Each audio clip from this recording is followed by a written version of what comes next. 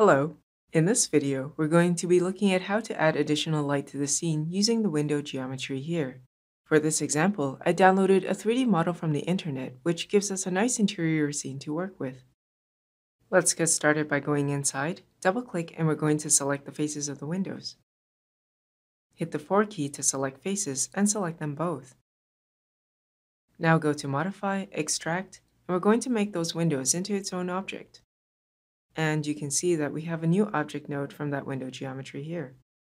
Let's go back up to object level, and we're just going to rename that. And let's put it together with the other object nodes. Turn off visibility on it. And hey, we can still see the windows. That'll be because we didn't delete the original window faces. The extract node only duplicated the selected geometry.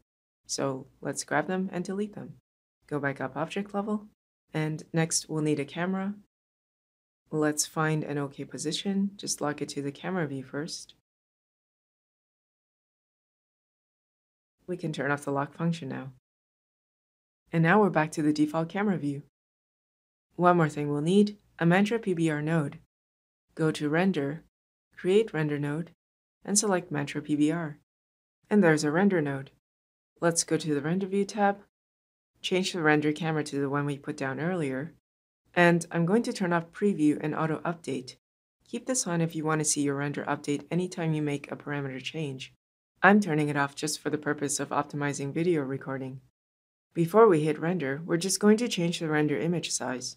You can choose any of these image rescaling amounts and specify the resolution.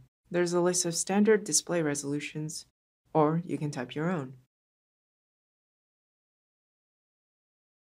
Click on render. By the way, I've time-lapsed the render in order to keep the video shorter.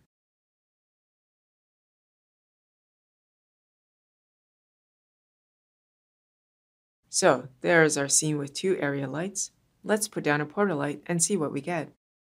Just going to do a snapshot of this render. Let's go back to the Scene View tab. And let's make a new tab here. Click and drag to move it to the front.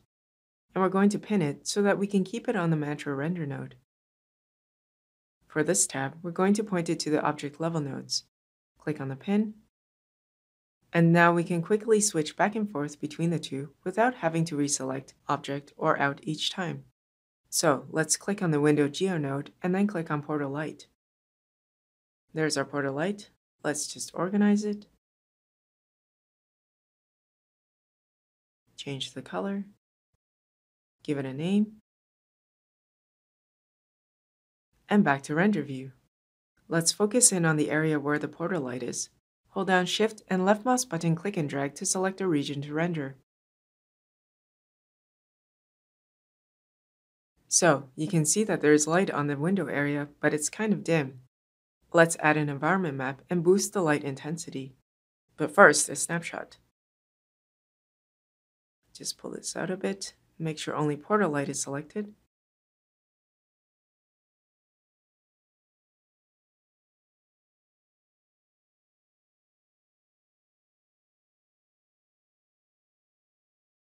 Let's do a snapshot to compare. And you can middle mouse button scroll to zoom in. Yep, that's pretty noisy. Let's clean it up a bit. In the Mantra render node, in the rendering tab, we're going to raise the max ray samples count. This will increase the number of rays bouncing in our scene, which will help to give more light information as well as reduce noise. We're also going to lower the noise level to 0.001. And let's see what we get.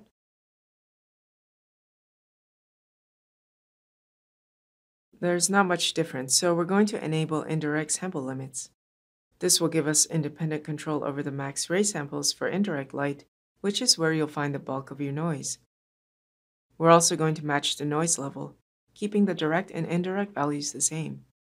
In addition, we're going to change the reflect and refract limit to 1, since we don't have any shiny or glassy materials here. Side note, the diffuse limit is set to 1 by default if you create the Mantra node via the drop-down menu like we did earlier. If you go the tab key route, then diffuse limit is set to 0 by default, so just keep that in mind.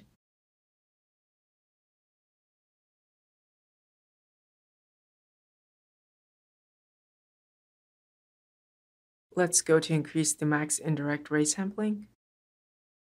Usually, I'd increase these numbers by values of 16, 32, and so on. Start low and work your way up.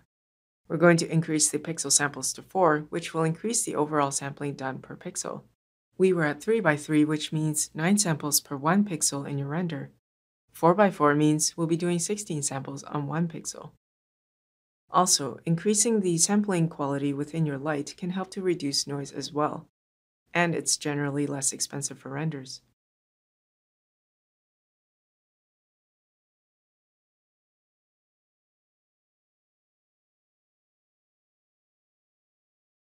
It's looking cleaner now. Take a snapshot, and let's scrub through them to see the progression. Okay, let's hit the H key to go back to 1:1 scale, and now we're going to open the render scheduler to keep track of our render time. Just going to uncheck clear completed jobs, and then hold down Shift and left mouse button click outside of the render image to clear our render region selection.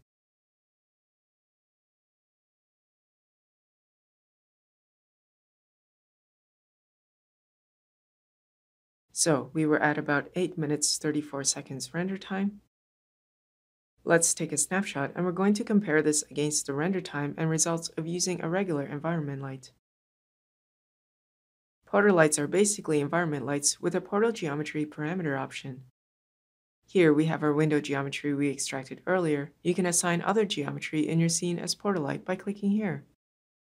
If we disable this parameter, this will then turn it back to a regular environment light. See? Environment light. Let's hit render.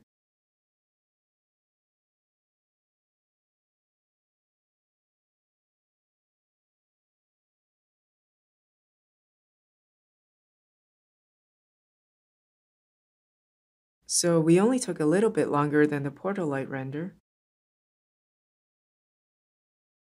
but you'll notice that we have way more noise and also light in places where there shouldn't be.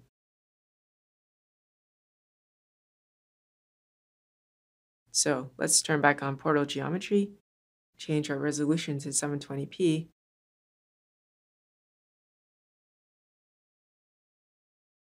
and increase the max indirect ray sampling to 128. Just want to see a clean final render before we wrap this up. And then click on Render to End Play.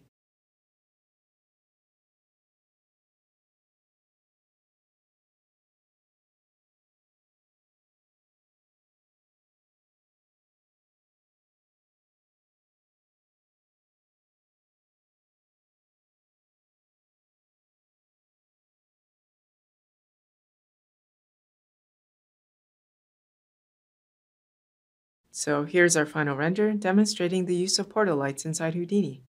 Thanks for watching.